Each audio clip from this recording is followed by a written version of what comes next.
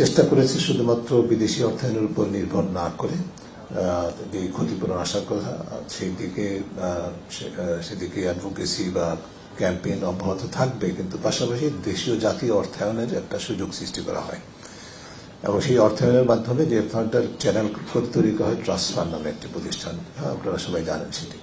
সেই ট্রাস্ট ফান্ডের মাধ্যমে একটা ইতিবাচক দৃষ্টান্ত স্থাপিত হয়, বাংলাদেশ নিজস্ব অর্থায়নে জলবায়ু পরিবর্তন মোকাবেলায় কাজ করা শুরু করে।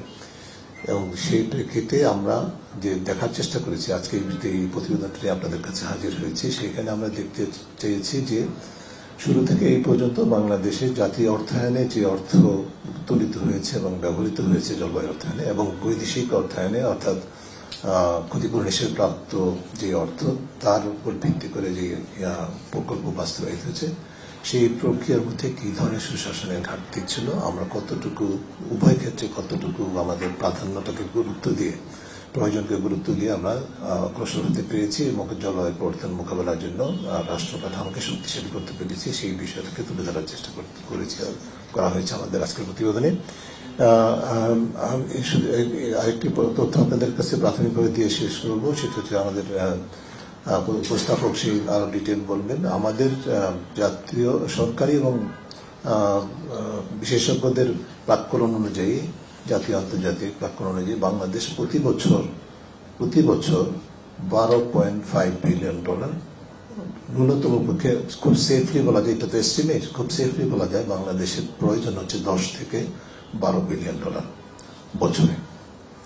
সেই জায়গায় আমরা আমাদের হিসাব অনুযায়ী এখন পর্যন্ত পেয়েছি পুরো এই 2003 থেকে 2024 পর্যন্ত আমরা উভয় সূত্র থেকে পেয়েছি মাত্র $1.2 বিলিয়ন, $1.2 মানে $1200 মিলিয়ন অত পেয়েছি। অর্থাৎ $12 বিলিয়ন আমাদের দরকার সেই জায়গায় প্রতি বছর, সেই জায়গায় আমরা পেয়েছি মাত্র এই 2003 থেকে 24 এই মেয়াদে মাত্র $1.2 বিলিয়ন।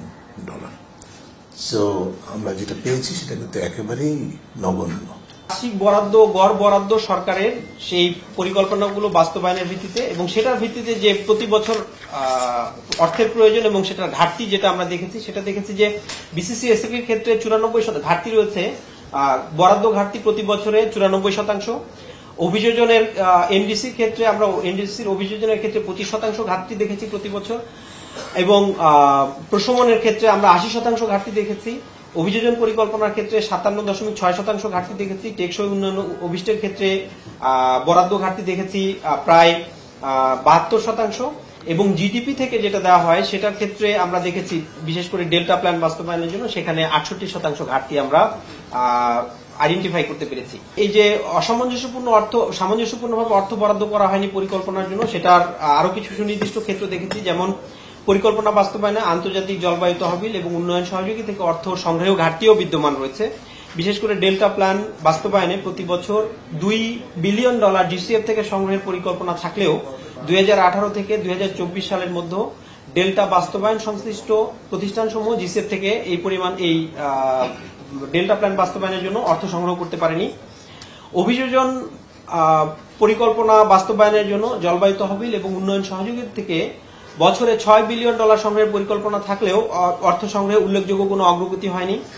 এছাড়া climate change and gender action plan বাস্তবায়নে ঘাটতি দেখা যায়। সেখানে পরিকল্পনায় জেন্ডার রেসপন্সিভ জলবায়ু অর্থায়নের চাহিদার পরিমাণ নির্ধারণ করা হয়নি। পরিকল্পনা বাস্তবায়নে বরাদ্দের পরিমাণও খুবই নগণ্য। আমরা দেখেছি 2021 থেকে 2024 সময়ে বরাদ্দ গড়ে 1%-এরও কম। এছাড়া সামাজিক নিরাপত্তা কর্মসূচিতে যেখানে জলবায়ু সংশ্লিষ্ট অর্থায়নের পরিমাণ সুনির্দিষ্ট করে নির্ধারণ করা হয়নি, 2015 থেকে 2024 পর্যন্ত সময়ে সামাজিক নিরাপত্তা কর্মসূচিতে জলবায়ু পরিবর্তন সংশ্লিষ্ট বরাদ্দ গড়ে 10% এবং বরাদ্দ ক্রমেই হ্রাস পাচ্ছে।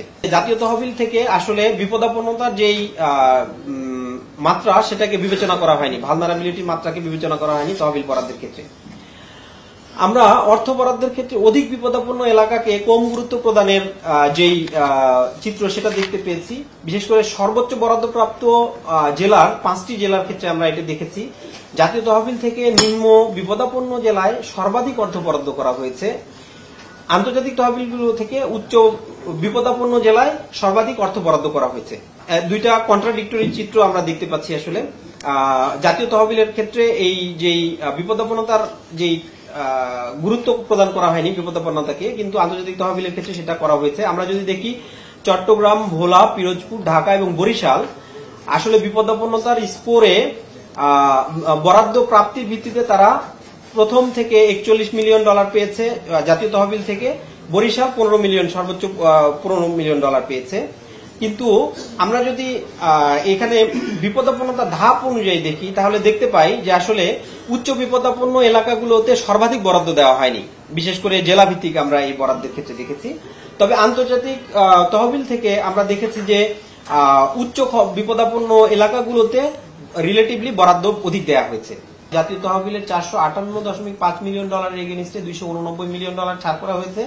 আন্তর্জাতিক তহবিল থেকে $801 মিলিয়ন বিপরীতে $290 মিলিয়ন ছাড় করা হয়েছে। জলবায়ু পরিবর্তন সম্পর্কিত কার্যক্রমকেও মেইন স্ট্রিমিং এও ঘাটতি আমরা দেখেছি। জলবায়ু পরিবর্তন মোকাবেলায় গুরুত্বপূর্ণ মন্ত্রণালয়গুলো যেমন মহিলা ও শিশু বিষয়ক মন্ত্রণালয়, স্বাস্থ্য ও পরিবার কল্যাণ মন্ত্রণালয়, কৃষি মন্ত্রণালয় কর্তৃক জলবায়ু তহবিলের প্রকল্প গ্রহণে ঘাটতি রয়েছে। আমরা যদি মন্ত্রণালয় ভিত্তিক তহবিলের বরাদ্দ যদি দেখি, আমরা দেখি সার্বিকভাবে আমরা একটা চিত্র দেখেছি যেখানে স্থানীয় সরকার, পল্লী উন্নয়ন এবং সমবায় মন্ত্রণালয় জাতীয় এবং আন্তর্জাতিক মিলিয়ে মোট 59 বা 60% কাছাকাছি তহবিল নিয়েছে। পানি সম্পদ মন্ত্রণালয় 15.5% প্রকল্প গ্রহণ করেছে। পরিবেশ ও বন জলবায়ু পরিবর্তন মন্ত্রণালয় 11.2% প্রকল্প গ্রহণ করেছে। সার্বিকভাবে আমরা দেখেছি যে এই মহিলা, শিশু এবং স্বাস্থ্য এবং পরিবার কল্যাণ মন্ত্রণালয় শুধুমাত্র 4% বা 4টি প্রকল্প 0.4% বা 4টি প্রকল্প গ্রহণ করেছে। এই ধরনের প্রতিষ্ঠানের প্রকল্প প্রস্তাব প্রস্তুত এবং প্রকল্প বাস্তবায়নে অনাগ্রহ রয়েছে।